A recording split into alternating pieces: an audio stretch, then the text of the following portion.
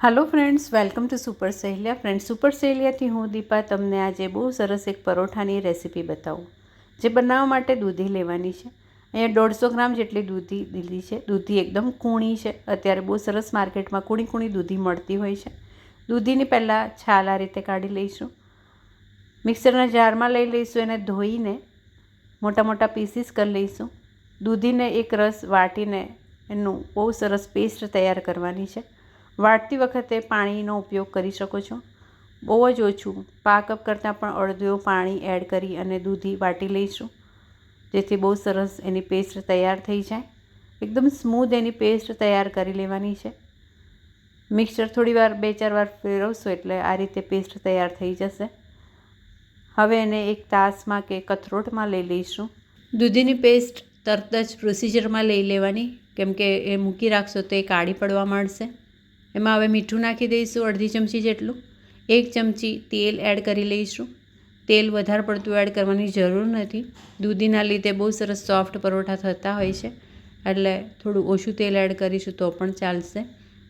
પોણો કપ જેટલો ઘઉંનો રેગ્યુલર લોટ લીધો છે અને પોણો કપ જેટલો જુવારનો લોટ લીધો છે। અહીંયા 2 અલગ અલગ પ્રકારના લોટ મેં ઉપયોગમાં લીધા છે।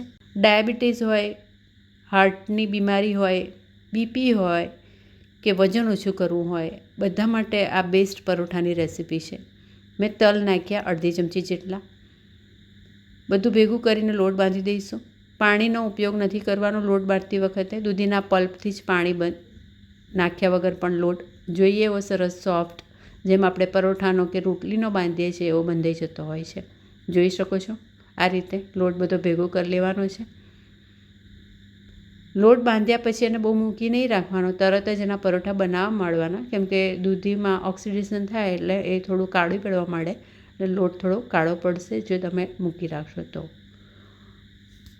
મેં તરત જ અહીંયા પરોઠા બનાવવાના ચાલુ કરી દીધા। જે માટે એક તવી લઈ લીધી છે। ગેસ ઉપર એકદમ મીડિયમ ફ્લેમે એને ગરમ થવા માટે મૂકી દીધી છે। એક મોટું આ રીતે લોહી લઈ લેવાનું છે। ચોખાના આટામણમાં રાખી અને એને વણી લેવાનું છે।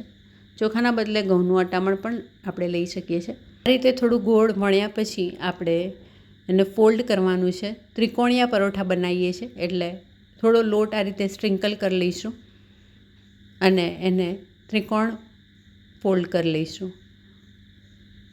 ફ્રેન્ડ્સ, અહીંયા તેલ ચોપડવાનું નથી પરોઠું જ્યારે આપણે ફોલ્ડ કરીએ વણવા માટે, ત્યારે ઓછા તેલમાં જ આપણે બનાવવાનો ટ્રાય કરીશું, જેથી હેલ્થ માટે વધારે સારું રહે। ફરીથી હવે ત્રિકોણ શેપમાં થોડું અટામણ લઈને આ રીતે વણી લઈશું। તો મેં બિલકુલ પરોઠા ફોલ્ડ કરતી વખતે અંદર તેલ ચોપડ્યું નથી, ખાલી થોડું અટામણ સ્પ્રિંકલ કર્યું અને પરોઠું આ રીતે વણી લીધું। ત્રિકોણ જે પરોઠું છે એને હવે તવી ઉપર લઈ લઈશું। એને 2 બાજુથી સરસ ગોલ્ડન થાય ત્યાં સુધી શેકી લેવાનું છે। તો ફ્રેન્ડ્સ, દૂધી, જુવાર અને ઘઉંનો લોટ, આ 3ના કોમ્બિનેશનમાં બનતા આ પરોઠા વજન ઓછું કરવું હોય કે પછી બીપી ઓછું કરવું હોય, કોલેસ્ટ્રોલ ઘટાડવું હોય, ડાયાબિટીસ કંટ્રોલમાં રાખવું હોય, એ બધા માટે બેસ્ટ છે।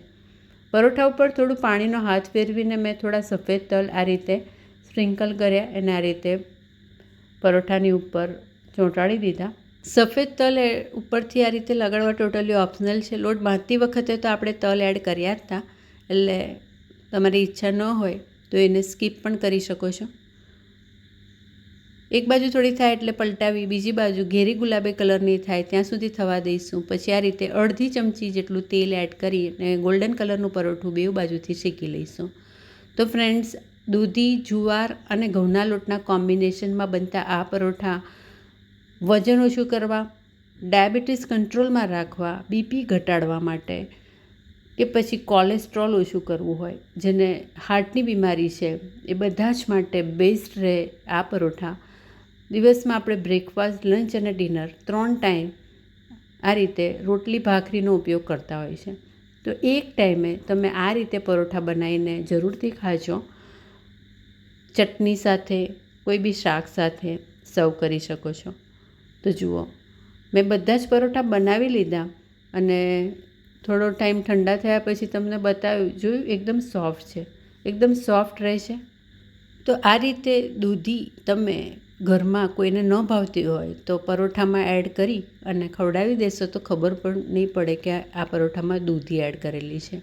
હેલ્થ માટે બેસ્ટ એવા દૂધીના પરોઠા દિવસમાં એકવાર જરૂરથી ટ્રાય કરો. તંદુરસ્તી સાચવો. જોતા રહેજો સુપર સહેલિયા. નાની નાની ટિપ્સ સાથે રોજિંદા જીવનમાં, રસોઈમાં ફેરફાર સાથે હેલ્ધી જીવન જીવી શકીએ.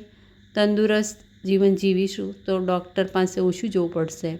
જોતા રહેજો એ માટે super સહેલિયા. Thank you for watching once again.